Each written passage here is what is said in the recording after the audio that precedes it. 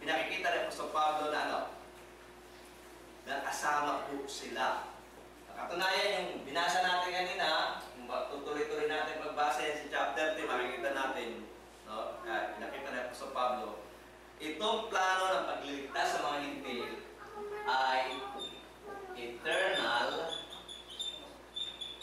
purpose.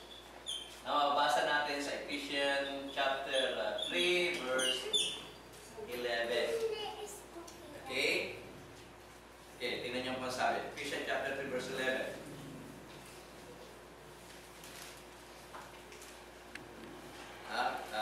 Mamaya, puntahan natin itong Ephesians.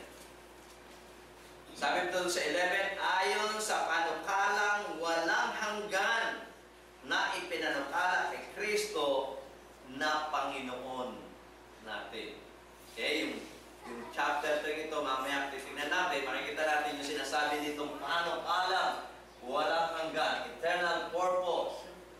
Bago pa ilikha ng Diyos ang salibutan, ang plano niya ng pagliligtas hindi nakalimitado lamang sa mga hintil, sa mga Hudyo, kundi kasama po sa kanyang pagliligtas, sa kanyang kaisipang mailigtas, kasama po ang mga hintil, kasama po ang lahat ng mga tao.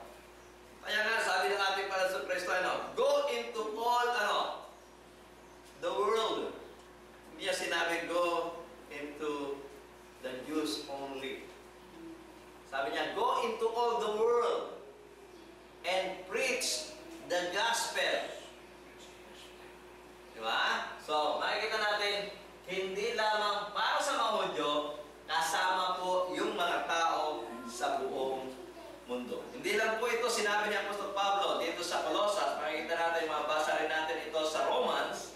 Ang sabi doon sa Romans chapter 16, verse 25, ang sabi niya, now to Him that is able to establish you according to my gospel and the preaching of Jesus Christ, according to the revelation of the mystery.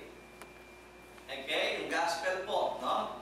Andyan, nailagay na naman yung salitang mystery, which has kept in silence through times eternal.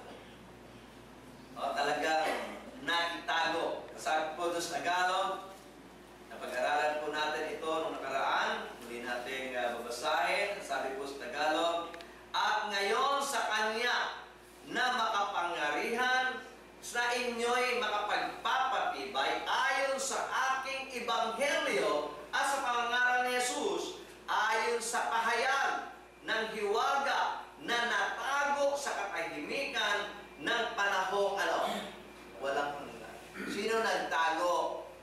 Yung mga inyatasan sa Old Testament na may pangaral ng ebanghelyo, na ang ebanghelyo ay para sa lahat, sila po yung gumawa nito. Hindi nila naipahayag ang tunay na ebanghelyo ng Panginoon na ito ay hindi limited lamang sa kanila, kundi ang ebanghelyo ay para sa lahat. Okay? Naitago nila. Sabi nga doon sa 26, but now is manifested. Okay? No? Kung meron man time, meron tayo na ito ay naging hidden. No? Ngayon ay Ngayon ay na-revealed on ang